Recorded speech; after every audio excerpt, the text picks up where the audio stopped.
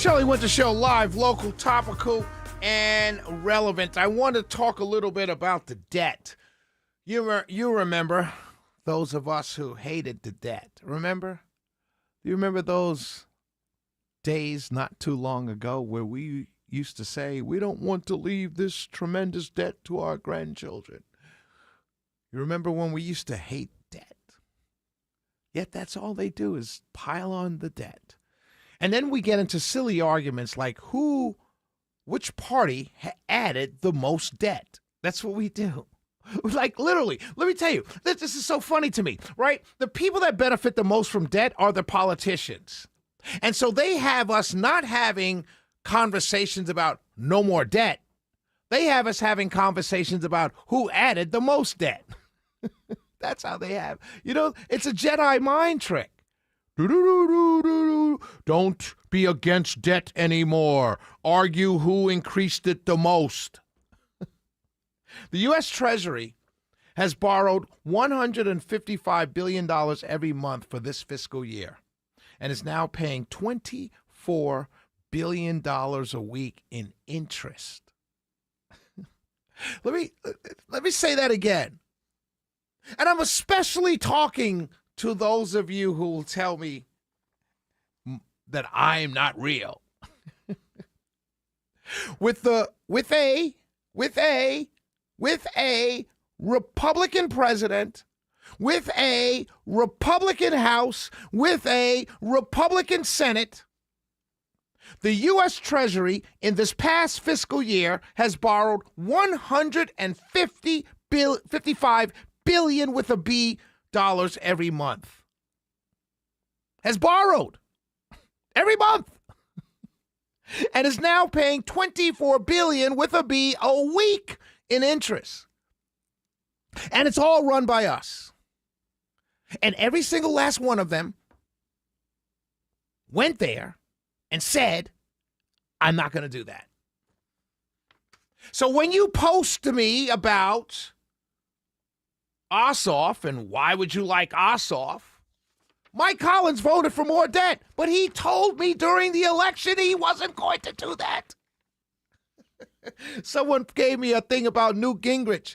Newt Gingrich says 87% of people don't want men and women's sports. Well, it doesn't happen, sir, and you're smart enough to know that. Stop playing my people, sir.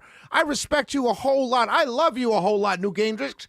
But you know men and women's sports is not an issue in this country. And by the way, Mr. Gingrich, you're a real conservative. I know you are. You're not big for federal. You're for states' rights. I know you are. I read your books. So why would you yell at someone for voting against something that's a states' rights issue? As a matter of fact, it's not even a states' rights issue. It's a high school association issue. It's as local as you can get. Remember when you used to be for that kind of stuff, Mr. Gingrich? You remember? I remember. I remember when you weren't against. I remember when you balanced the budget, and that was the claim to fame. Look at what we did as Republicans. We balanced the budget. Now you're telling me I'm supposed to run out there and vote for people who have borrowed $155 billion with a B every month? Come on, man. Get right with the Lord, all of you. All of you, get right with the Lord. I'm sorry, a friend of mine texted me and said, every time I tune in, I hear you yelling. I can't help it. I'm sorry. I get passionate. And the mic is right in front of me, so I apologize. I do. I get it. You know what? I'm not going to claim and be passionate. I'm not going to do that. I'm going to say I get outright angry. I do raise my voice when I get angry, and I apologize for that. I apologize to all of you driving around in your car who have to turn down the radio because I start getting angry and start yelling. But what real conservative would not get angry if you voted for people to give them the House, the Senate, and the presidency? That's what we did. That's what I did. I can't speak for any other talk radio host out there, but I know I did. I know on this radio station at night from 7 to 9, 7 to 10, whatever time I was on, I know for almost a year and a half, I pushed people to vote Republican. I know I did. I got the receipts. I got the tape.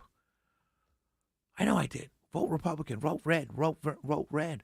Cut the spending, cut the deficit. That's what they said. That's what every single Republican congressperson told me that they were going to do if I voted for them. So what did I do? I voted for them. Then I came on the radio and I said, hey, people, come on, man. We got to cut this deficit. We got to cut spending. That's what the Republicans want to do. So all of them get in charge. And now you're telling me you borrowed $155 billion every month for the last fiscal year? And you're now paying $24 billion a week in interest? And I'm supposed to keep it going?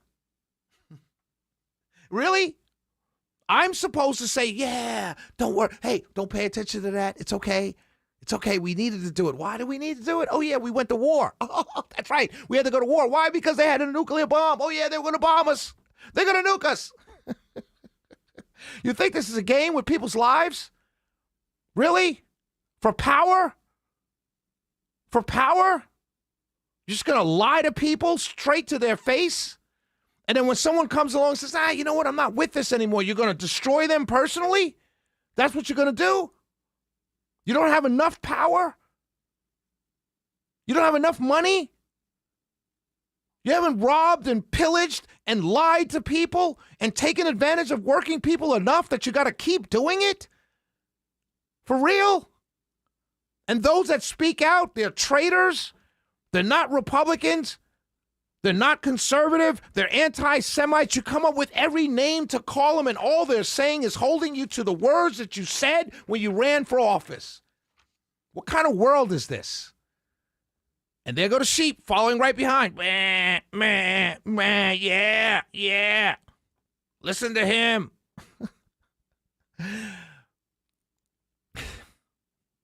I'm sorry I yell, but it's frustrating.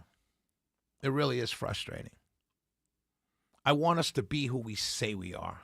Is that so hard to do? Is that so hard for people to understand? If you're going to tell me, well, this Democrat you say you like and endorsed, he's just going to spend recklessly. Well, so are you. At least he told me he's going to spend. And by the way, at least his spending is for people, my neighbor. His spending helps my neighbor who may be in trouble. His spending helps the person that I pass every day at the Waffle House sitting on a curb looking for food. His spending helps them. Your spending helps no one else but your friends. So what do you think I'm going to go for? Because I care about people. The U.S. Treasury has borrowed $155 billion every single month for the last fiscal year and is now paying $24 billion with a B a week in interest on its debts. Republican president, Republican House, Republican senator. Please don't send me what Newt or John Thune or anybody says about this election here in Georgia. Please don't insult yourself or them. I am dead serious. Don't share it on my page. Don't call in with your examples, because I have this as evidence number one why I'm voting the way I'm voting in this Senate election. Let me repeat it one last time.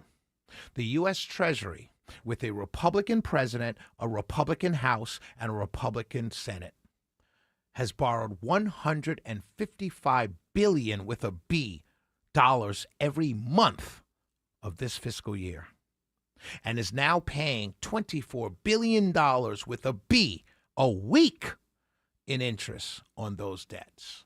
You want to tell me who's a real Republican, who's not? You can let's go to traffic or news or wherever we got to go. It's the Shelley Winter Show. I'm going to go crazy talking to people who want to send me stuff. Listen to what he's got to say. You're not real, Shelley Winter. As my good friend Vernon Jones said a long time ago, as every Democrat has ever said, or every Republican has ever said, I'll say it again for myself. I did not leave the Republicans. I did not leave the conservative movement. I did not leave MAGA. They all left me. I'm still the same Shelley Winter. I just don't move the goalposts to prove my side is right. We'll be right back, my friends. Bill Crane coming up next.